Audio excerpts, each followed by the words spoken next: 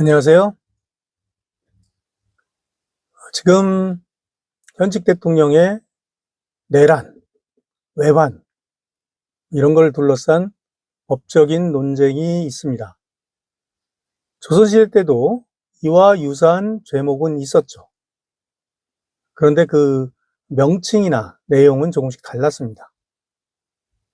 그러면 오늘은 현대와 조선의 내란, 외환과 관련된 중죄, 죄목에 대해서 그 내용, 의미를 살펴보는 시간을 갖도록 하겠습니다. 현대 내란은 형법상에 규정되어 있습니다. 형법 87조가 바로 이제 내란을 규정하고 있는데요. 대한민국 영토의 전부 또는 일부에서 국가 권력을 배제하거나 국헌을 문란하게 할 목적으로 폭동을 일으킨 자는 각각 처벌한다. 라는 내용입니다. 그래서 그 1항이 우두머리는 사형, 무기징역 또는 무기금고, 그 형량을 이야기하고 있고요. 2항은 고의에 참여하거나 지휘하거나 그 밖의 중요한 임무에 종사한 자는 사형, 무기 또는 5년 이상의 징역 또는 금고에 처한다. 살상, 파괴, 약탈 행위를 실행한 자도 같다. 이 이른바 이제 중요 임무 종사죄죠. 다음으로 이제 부하 수행, 부하내동 그렇게 하죠. 시켜서 따른 그런 그 부하 수행하거나 단순히 폭동에만 관여한 자는 5년 이하의 징역이나 금고에 처한다. 즉 국가 권력 그리고 국헌, 즉 헌법을 문란하게 할 목적으로 폭동을 일으킨 것을 내란이라고 합니다. 작년 12월 3일의 계엄 사태는 국가 권력의 일부인 입법권을 배제하고 헌법을 문란하게 하려고 폭동을 일으켰다라고 대부분 해석을 하고 있고요. 그에 따라서 이제 그 형사 절차도 따라서 진행을 하고 있습니다.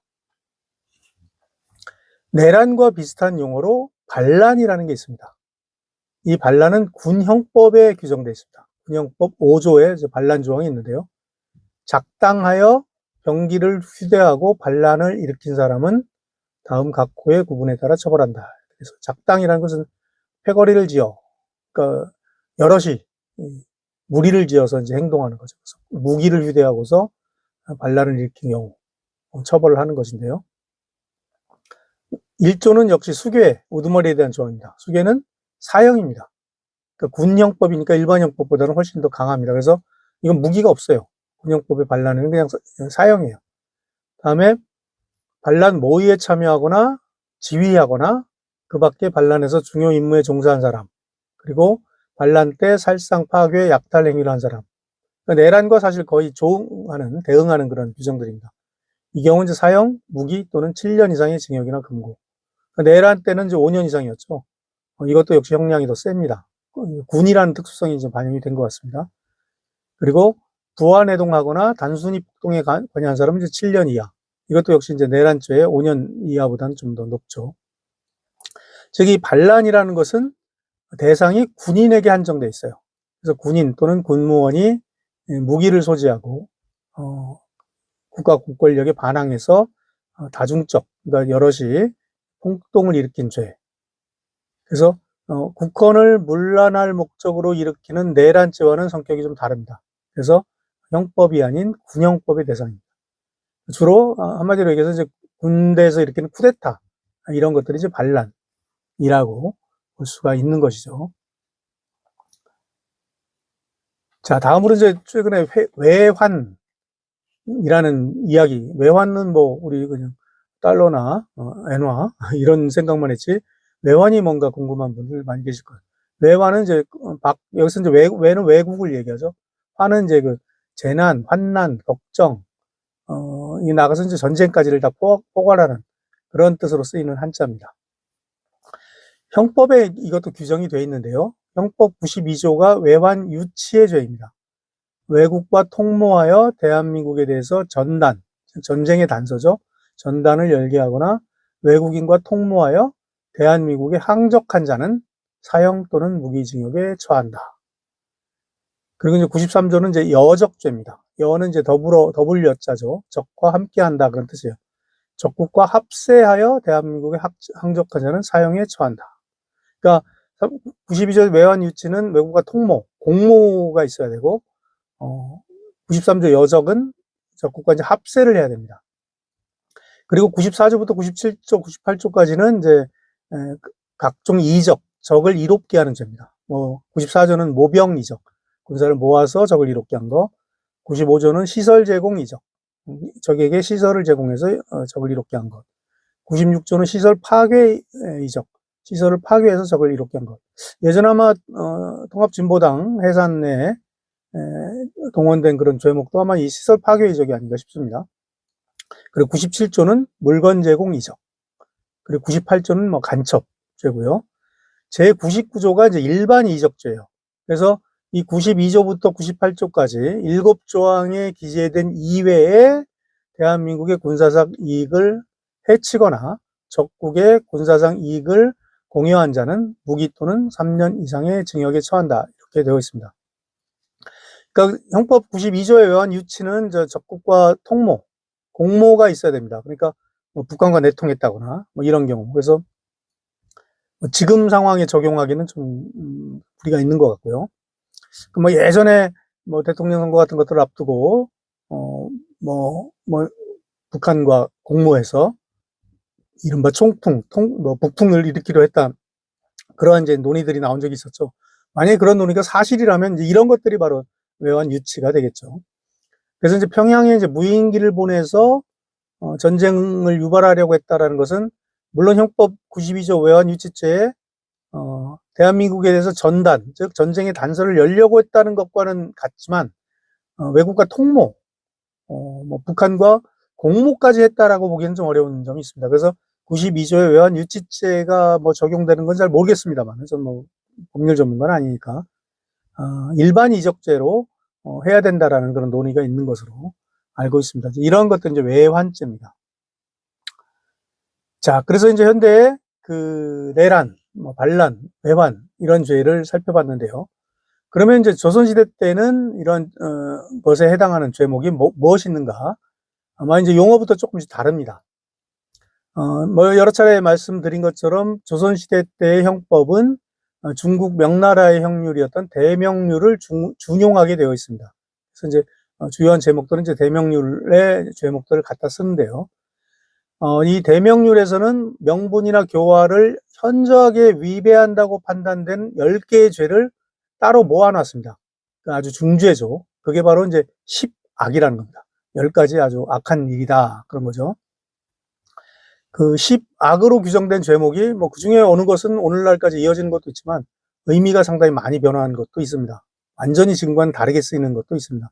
그래서 뭐 10악을 살펴봄으로써 조선시대의 형벌이 어떻게 규정이 되었고 오늘과는 어떻게 다른지 한번 살펴보는 시간을 갖겠습니다. 10악 중에도 가장 첫 번째 규정된 것이 모반입니다. 꾀할 모자에 반은 되돌릴 반, 돌이킬 반자죠. 반대할 때 반자입니다. 사직을 위태롭게 하려고 꾀하는 것, 이게 바로 이제 모반입니다. 사는 원래 이제 토지신입니다. 땅의 신. 직은 이제 곡식신입니다. 그러니까 토지와 곡식에 대한 신화. 그래서 이 사와 직에 대해서 제사를 지내죠. 그게 이제 사직단입니다. 지금 뭐 서울에도 사직단 자리가 있고 사직동이라는 동네도 있죠. 그런데 여기서 사직을 위태롭게 한다는 게 뭐 신령들을 위태롭게 한다는 의미는 아니고요. 이 사직이라는 말은 원래 뜻은 이 토지신, 곡식신을 가리키는 말에서 시작되었지만 이게 변해서 이 사직신에게 제사 지낼 수 있는 권한을 지닌 사람, 즉 중국의 황제, 조선의 국왕을 의미하는 그 말로 변화합니다. 즉 황제, 국왕, 군주를 가리키는 말로 사직이 바뀌죠. 그래서 뭐 사직이 위태롭다 할 때는 신령이 위태롭다는 게 아니라 나라가 위태롭다, 왕실이 위태롭다 이런 의미가 되는 거죠. 그래서 이 국왕을, 황제를 위태롭게 하려는 죄가 바로 모반이 되는 겁니다. 그러니까 사실 이게 오늘날 형법의 이제 내란죄와 가장 같은 유사한 그런 조항이라고 볼 수가 있어요. 다음으로 이제 모대역입니다. 모는 같은 꾀알 모자고 크게 거스른다 그런 거죠. 대역. 우리 대역죄도 하잖아요. 우리 이제 흔히 대역죄는 이제 모반에 많이 쓰이지만 원래 법률에 규정된 모대역은 왕실 자체라기보다는 어떤 그것을 상징하는 어떤 시설들. 첫 번째로 종묘, 국왕의 이제 조상들의 신주가 모셔져 있는 곳이죠. 그리고 산릉, 바로 이제 그 왕릉들입니다. 그리고 궁궐, 국왕이 살고 있는 곳이죠. 이러한 종묘, 산릉, 궁궐을 훼손하려고 꾀하는 것이 바로 모대역입니다. 그러니까 뭐 쉽게 얘기해서 지금 종묘, 그리고 뭐 왕릉, 그리고 이제 궁궐, 뭐 지금 예를 들어 대통령실, 아니면 뭐 대통령 관저 이런 거 이제 훼손하려고 하면 이게 바로 이제 모대역이 되는 거예요. 세 번째가 모반입니다. 아까 첫 번째도 모반이었죠. 근데 이게 한자가 달라요. 꾀알 모자는 같은데 반이 앞에 첫 번째 모반은 되돌릴 반, 반대할 반자였는데 여기서 이제 배반할 반자입니다. 배반자 할 때 배반할 반자입니다. 본국을 배반하고 몰래 다른 나라를 따를 것을 모의하는 것. 이게 바로 모반입니다. 비슷한 용의 현대에도 있죠. 바로 이제 외환. 방금 살펴봤던. 그러니까 그 외환죄가 예전에는 대명률 세 번째, 시박 중에 세 번째인 모반입니다. 그러니까 한자음은 이제 같지만 첫 번째와 뜻은 완전히 다르죠. 그러니까 내란과 외환이 조선시대 때는 모반과 모반이었던 셈입니다. 네 번째가 이제 악역입니다. 지금부터는 국가라든가 왕실, 국왕에 대한 것보다는 이제 사회 질서에 관한 규정들이 많습니다. 악은 이제 악할 악자죠. 역은 이제 거스를 역자입니다. 그러니까 할아버지, 할머니, 아버지, 어머니, 그리고 남편의 할아버지, 할머니, 아버지, 어머니를 때리거나 죽이려고 할 경우 이거를 악역이라고 했습니다. 그리고 이제 이들만 해당해야 하는 것이 아니라 큰아버지, 큰어머니, 작은아버지, 작은어머니, 형, 누나, 외할아버지, 외할머니, 그리고 남편, 이들을 역시 때리거나 죽이려고 하는 것. 이거는 이제 죽이는 경우만. 때리는 것은 다른 이제 일반 다른 조항으로 좀 더 가벼운 조항으로 처벌하고요. 그러니까 할아버지, 할머니, 남편의 할아버지, 할머니, 또 아버지, 어머니, 남편의 아버지, 어머니를 때리거나 죽이는 게 다 악역이고, 큰아버지, 큰어머니, 작은아버지, 작은어머니, 형, 누나, 외할아버지, 외할머니, 남편은 죽일 경우에 이것이 이제 악역이 되게 됩니다. 주로 이제 뭐 직계 부모나 이제 형제에 관한 규정인데요.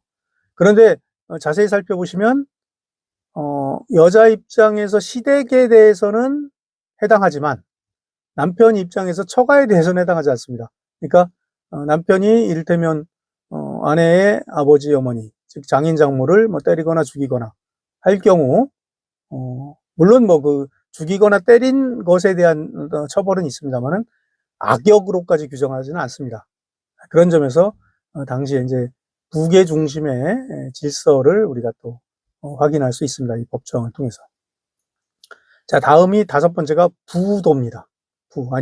불자에 이제 길도자, 도리할 때 도자죠. 그러니까 이제 이 부도한 놈 뭐 그런 일상적으로 많이 쓰죠. 그러니까 어떤 집안의 사람을 죽이는데 뭐 한 명 정도, 한두 명 죽이는 것은 그냥 이제 살해죄로 처벌을 하는데 3명 이상을, 한 집안의 사람을 3명 이상을 죽였을 때 이건 법도에 좀 어긋난다 해서 부도죄로 처벌합니다. 그리고 죽여도 그냥 곱게 죽이는 것이 아니라 다른 사람의 사지를 잘라냈을 때, 팔다리를, 이 경우도 이제 부도죄로 처벌합니다. 그리고 이제 뭐 요즘에는 뭐 많이 안 쓰이는 표현이면 다른 사람의 생기를 채취한다 이런 표현이 있어요. 생기를 채취한다는 건 뭐냐면 뭐 그 당시에는 무슨 뭐 이식수술 이런 게 있지도 않았을 텐데 이제 다른 목적이었겠죠. 사람을 죽여서 막 간, 눈, 귀를 이제 그런 장기를 빼낸다거나 다리를 끊어.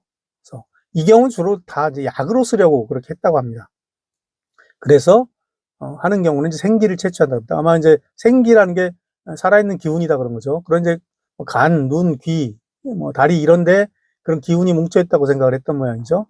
이런 것들을 아마 약으로 쓰기 위해서 아마 그렇게 좀 했던 것 같아요. 이 경우도 이제 부도죄로 처벌을 합니다. 그리고 뭐 사람을 해치는 독충을 키우거나 여기서 이제 뭐 벌레도, 아주 독을 가진 벌레도 되겠고, 뭐, 뱀이나 뭐 이런 것까지 다 아마 포함을 하는 개념일 겁니다. 다음에 이제 그 연매에 가탁하여 저주하는 것. 연매라는 것은 그 어떤 그 예전에 보면 뭐 사극 보면 무슨 인형 만들어서 막 침 꽂고 하잖아요. 심장, 그 인형의 심장에. 이런 것들. 이런 걸 다 연매라고 합니다. 그것들을 이제 매개하는 그런 저주물들. 그런 이제 그거를 통해서 저주하는 행위 일체를 다 이제 부도라고 했습니다. 그래서 이제 부도죄로 다 처벌이 됐던 거죠. 그렇게 저주하거나 할 경우.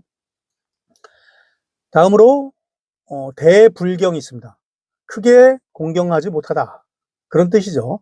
그래서 이제 제사 때 주로 이제 옛날에 제사는 특히 임금이 지내는 제사는 이제 임금이 주관하는 나라의 제사는 대사, 중사, 소사에서 그 규모에 따라서 구분을 했는데요. 주로 이제 큰 제사, 대사, 큰 제사에서 쓰는 제사, 주로 뭐 종묘나 사직에 지내는 제사죠. 그거는 이제 대상이 신령, 신이나 아니면 이제 조상들이 되겠죠.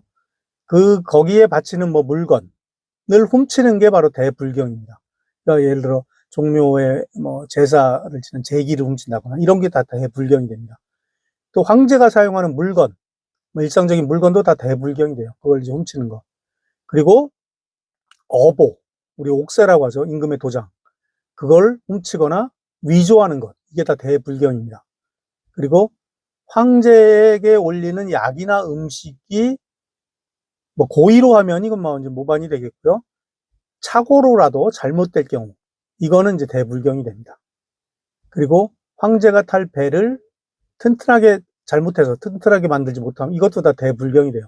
그러니까 어쨌든 임금과 관련해서는 조심할 게 굉장히 많죠. 조금이라도 잘못되면 실수하더라도 이건 다 시박의 6번째 대불경에 해당이 됩니다. 역시 이제 군주 중심, 전제 군주 중심의 사회의 면모를 보여주는 그런 규정이라고 볼 수가 있습니다. 10번째 조항이 내란입니다. 우리 이제 내란에 대해서는 뭐 현대에도 있는 규정이고요. 아까 내란과 비슷한 모반 조항에 대해서는 우리가 또 살펴본 적이 있는데, 그러면 이 대명률 시박의 10번째 내란은 무엇일까요? 내는 이제 한자는 똑같아요. 안내자에 어지러울 안자인데, 이거는 가까운 친척. 예전에 이제 그 친척의 그 친소 관계에 따라서 입는 상복이 다 달랐어요. 그래서 이제 뭐 대공복을 입는 대공친, 소공복을 입는 소공친, 뭐 이런 등등이 있었는데, 이 소공친이라는 것은 대략적으로 따지면 이제 5촌, 6촌 정도입니다. 뭐 당숙, 그리고 이제 육촌 형제, 제종 형제, 이런 것들이 다 소공친인데, 이 소공친인 상대나 아니면 아버지나 할아버지의 첩과 간음하는 경우. 아버지나 할아버지의 처라는 것은 곧 자기의 어머니와 할머니라는 뜻이기 때문에 그 경우는 이 내란보다 더 큰 아주 이제 악역으로 처벌을 하겠지만, 첩은 조금 다를 수가 있죠. 물론 그래도 안 되죠. 그 아버지나 할아버지가 첩은 나이 들어서 또 얻을 수 있기 때문에 어느 경우에는 첩이 본인보다, 특히 아버지의 첩은 나보다, 그러니까 당사자보다 젊을 수도 있죠. 그러면 이제 또 어머니는, 친어머니는 아니니까 조금 이렇게 음란한 마음이 들 수도 있는데, 그러니까 이제 이런 처벌 규정이 마련된 것 같아요. 좀 다른 얘기입니다만은 여러분 죽부인 아시죠? 죽부인 같은 경우도 물려주는 게 아니라고 그럽니다. 왜? 그것도 이제 아버지가 사용하던 죽부인은 그 아버지의 첩 정도에 해당하는 그런 위상을 부여를 했던 거예요. 그래서 원래 죽부인은 당사자가 돌아가시면 이제 태우는 게 원칙이라고 합니다. 그러니까 그 물건이었던 죽부인한테도 그랬을 정도니 아버지나 할아버지의 첩을 물론 이제 살아있을 때 그런 경우는 많지 않았겠지만 죽은 뒤에는 이렇게 자기가 거두려고 하는 경우도 있지 않았겠습니까? 근데 이거는 이제 내란. 그러니까 내란이라는 게 막 우리 모반 같은 그런 대역 그런 어떤 국헌을 문란하게 하는 그런 게 아니라 조선시대 때 내란은 이렇게 집안에서 음란한 일, 이런 게 바로 내란입니다. 첩을 간음하는 경우. 그리고 반대로 상대, 그 첩들이 화간할 경우, 이 당사자. 그럼 이제 쌍벌죄죠. 양쪽을 다 처벌하는 겁니다. 남자도 내란죄, 여자도 내란죄가 되는 겁니다.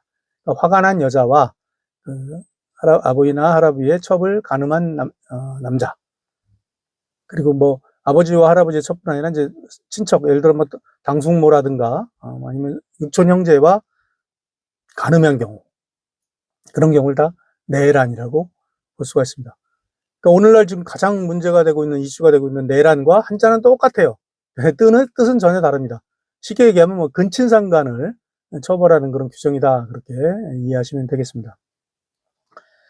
그래서 지금 현재 이제 내란이나 반란은 이제 과거의 모반에 해당되고요.